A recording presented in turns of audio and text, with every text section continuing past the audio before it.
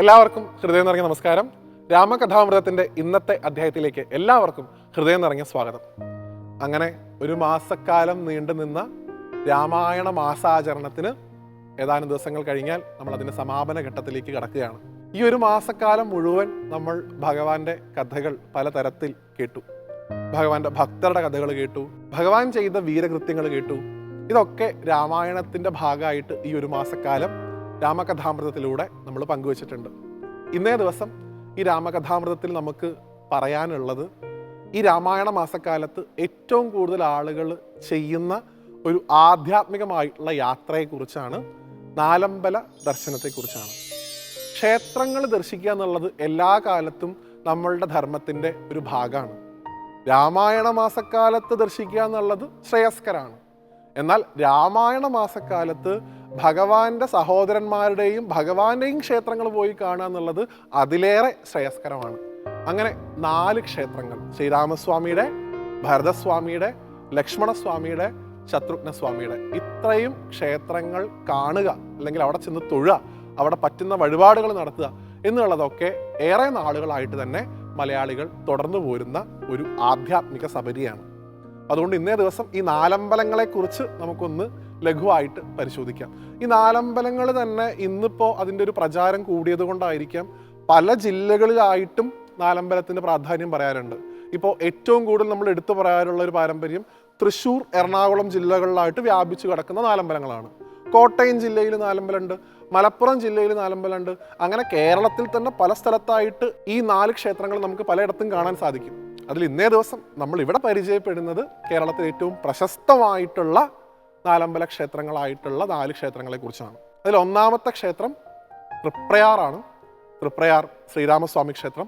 രണ്ടാമത്തെ ക്ഷേത്രം കൂടൽമാണിക്യമാണ്. കൂടൽമാണിക്യം ശ്രീ സംഘമേശ്വര ക്ഷേത്രം. മൂന്നാമത്തേത് സാക്ഷാൽ ലക്ഷ്മണസ്വാമിയുടെ ക്ഷേത്രമാണ്, തിരുമൂഴിക്കുളം ശ്രീ ലക്ഷ്മണ പെരുമാൾ ക്ഷേത്രം. നാലാമത്തേത് പായമ്മൽ ശ്രീ ശത്രുഘ്നസ്വാമി ക്ഷേത്രം. ഈ 4 ക്ഷേത്രങ്ങളിൽ ഒരു ദിവസം ഉച്ചപൂജയ്ക്ക് മുമ്പായി ദർശനം നടത്തുന്ന ക്രമത്തെയാണ് യഥാർത്ഥത്തിൽ ഈ 4 അമ്പല ദർശനം എന്ന് പറയുന്നത്. ഇപ്പം ഈ 4 അമ്പലങ്ങളിലും ഒരു ദിവസം ഉച്ചപൂജയ്ക്ക് മുമ്പായിട്ട് തന്നെ 4 പോയി തൊഴുത് അവസാനിപ്പിക്കുക, അങ്ങനെയാണ് ആ പതിവ്. അപ്പം അതിനു മുമ്പായിട്ട് ഈ 4 അമ്പലങ്ങൾ ഉണ്ടായിട്ടുള്ള കഥ ഒന്ന് ലഘുവായിട്ട് നമുക്ക് പരിശോധിക്കാം. ഈ ഒരു ക്ഷേത്രങ്ങൾക്ക് പുറകിലുള്ള ഉൽപ്പത്തിയുടെ കഥയായിട്ട് പറയാനുള്ളത്, ദ്വാപരയുഗത്തിൽ ശ്രീകൃഷ്ണ പരമാത്മാവ് ദ്വാരകയിൽ വെച്ച് പൂജിച്ചിരുന്ന 4 ചതുർബാഹു വിഗ്രഹങ്ങൾ ഉണ്ടായിരുന്നു എന്നാണ്. ആ 4 വിഗ്രഹങ്ങളും ദ്വാരക കടലെടുത്ത സമയത്ത് കടലിൽ പോയി. അത് ഒഴുകി ഒഴുകി കേരള തീരത്തേക്ക് വരികയും ആ കേരള തീരത്ത് മത്സ്യബന്ധനത്തിൽ ഏർപ്പെട്ടിരുന്ന വിഭാഗത്തിലുള്ള ചില ആളുകൾ അത് ശേഖരിക്കുകയും അത് അവരുടെ ഭരണാധികാരിയുടെ സ്ഥാനം ഉണ്ടായിരുന്ന വാഗയിൽ കൈമൾ എന്ന് വിളിക്കപ്പെടുന്ന ഒരു മഹാത്മാവിനെ ഏൽപ്പിച്ചു എന്നുമാണ്. അദ്ദേഹത്തിന്റെ നിശ്ചയപ്രകാരമാണത്രേ ഈ 4 വിഗ്രഹങ്ങൾ 4 നദീതീരങ്ങളിലായിട്ട് പ്രതിഷ്ഠിച്ചത്. അതാണ് നമ്മൾ നേരത്തെ പറഞ്ഞ 4 ക്ഷേത്രങ്ങൾ. അതിലൊന്ന് തൃപ്രയാറാണ്. തൃപ്രയാർ ശ്രീരാമസ്വാമിയാണ്.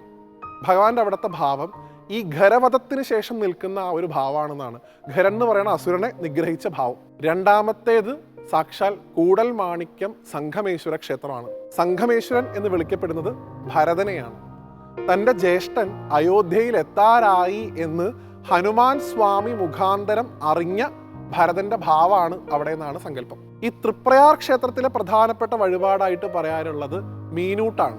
എന്നാൽ സംഘമേശ്വരൻ്റെ അടുത്തേക്ക് വരുമ്പോൾ സംഘമേശ്വരന് ഏറ്റവും പ്രിയപ്പെട്ട വഴിപാട് താമരമാലയാണ് എന്നാണ് സങ്കല്പം. നമ്മളുടെയൊക്കെ നാടുകളിൽ എന്തെങ്കിലും വിശേഷപ്പെട്ട അവസരങ്ങൾ നടക്കുന്ന സമയത്ത് മഴ ഇത്യാദി കാലാവസ്ഥാ പ്രശ്നങ്ങൾ കൊണ്ടുള്ള ബുദ്ധിമുട്ട് ഇല്ലാതിരിക്കാനായി കൂടൽമാണിക്യം സംഘമേശ്വര സ്വാമിക്ക് താമരമാല നേരുക എന്ന് പറയുന്ന പ്രശസ്തമായിട്ടുള്ളൊരു വഴിപാടുണ്ട്. ഒപ്പം തന്നെ സംഘമേശ്വരൻ ഒരു വൈദ്യന്റെ ഭാവത്തിലുള്ള ആൾ കൂടി. അതുകൊണ്ട് തന്നെ ഉദരരോഗം മാറാനായിട്ട് വഴുതനങ്ങാ നേദ്യം എന്ന് പറയുന്ന വിശേഷപ്പെട്ട നേദ്യവും അവിടെയുണ്ട്. മൂന്നാമത്തെ ക്ഷേത്രം തിരുമൂഴിക്കുളം ശ്രീ ലക്ഷ്മണ പെരുമാൾ ക്ഷേത്രമാണ്. അവിടെ അനന്തന്റെ ഭാവമായിട്ടുള്ള ലക്ഷ്മണനാണ് പ്രതിഷ്ഠ. അതുകൊണ്ട് തന്നെ ആ പ്രദേശത്തുള്ള ആളുകൾക്ക് ആർക്കും സർപ്പഭയം വേണ്ട എന്നാണ് താല്പര്യം. അവിടെ ഒരാളും ഈ അടുത്ത കാലത്തൊന്നും സർപ്പദംശനമേറ്റ് അവരുടെ ജീവൻ അപകടത്തിലായ അവസ്ഥ ഉണ്ടായിട്ടില്ല എന്ന് പറയാം. നാലാമത്തതായിട്ട് പായമ്മൽ ശത്രുഘ്ന ക്ഷേത്രമാണ്. ഭഗവാന്റെ ചക്രം നമ്മൾ ഏറ്റവും കൂടുതൽ പ്രധാനമായിട്ട് കാണുന്ന സുദർശനമാണ് ശത്രുഘ്നായിട്ട് അവതരിച്ചതെന്നാണ് സങ്കല്പം. അതുകൊണ്ട് തന്നെ ചക്രം സമർപ്പിക്കുക എന്നുള്ളതാണ് അവിടുത്തെ ഏറ്റവും പ്രധാനപ്പെട്ട വഴിപാട്, ശത്രുദോഷം തീരാനായിട്ട്. അപ്പൊ ഇതൊക്കെ തീർത്ത് സാധിക്കുന്നുണ്ടെങ്കിൽ കൂടൽമാണിക്യത്തിനടുത്തായിട്ടുള്ള നടവരമ്പ് ശ്രീ ഹനുമാൻ സ്വാമി ക്ഷേത്രത്തിലൂടെ പോയി തീർത്ഥാടനം അവസാനിപ്പിക്കുന്ന രീതി പൊതുവിൽ കാണാറുണ്ട്. കാരണം ഹനുമാൻ സ്വാമിയെ കൂടി കണ്ട് നമസ്കരിക്കുക എന്നുള്ള സങ്കല്പത്തിൽ. അപ്പൊ ഇതൊക്കെ ഒരു തരത്തിൽ അല്ലെങ്കിൽ മറ്റൊരു തരത്തിൽ രാമനെക്കുറിച്ചും രാമന്റെ സഹോദരന്മാരെക്കുറിച്ചും കൂടുതൽ അറിയാനും അവരിലുള്ളൊരു ഭക്തി നമ്മളിൽ കൂടുതലായിട്ട് വർദ്ധിപ്പിക്കാനും, ഒപ്പം കുടുംബമായിട്ട് ഇത്തരത്തിലുള്ള യാത്ര നടത്തുന്ന സമയത്ത് കുടുംബമായിട്ട് ഒരു ആധ്യാത്മിക സംസ്കാരം വളർത്തിയെടുക്കാനും ഇതൊക്കെ സഹായകമാകും എന്നുള്ള കാര്യത്തിൽ യാതൊരു തർക്കവുമില്ല. അങ്ങനെയുള്ള ആ തൃപ്രയാറപ്പനായിട്ടുള്ള ശ്രീരാമസ്വാമിയെയും സംഘമേശ്വരനെയും പായമ്മൽ പെരുമാളിനെയും തിരുമൂഴിക്കുളത്ത് ലക്ഷ്മണസ്വാമിയും ഒക്കെ ഇനിയും വരുന്ന വർഷങ്ങളിലുള്ള രാമായണ മാസക്കാലത്തൊക്കെ ചെന്ന് കാണാനും നമസ്കരിക്കാനും രാമായണ മാസം ഈ വർഷം നമ്മൾ ആചരിച്ചതുപോലെ തന്നെ വിപുലമായിട്ട് ആചരിക്കാനുള്ളൊരു ഭാഗ്യം ഭഗവാന്റെ അനുഗ്രഹം കൊണ്ട് നമുക്ക് വരും വർഷങ്ങളിലും ഉണ്ടാവട്ടെ എന്ന് പ്രാർത്ഥിച്ചുകൊണ്ട് രാമകഥാമൃതത്തിന്റെ ഈ ഒരു അധ്യായത്തിൽ നിന്ന് വിടവാങ്ങുന്നു.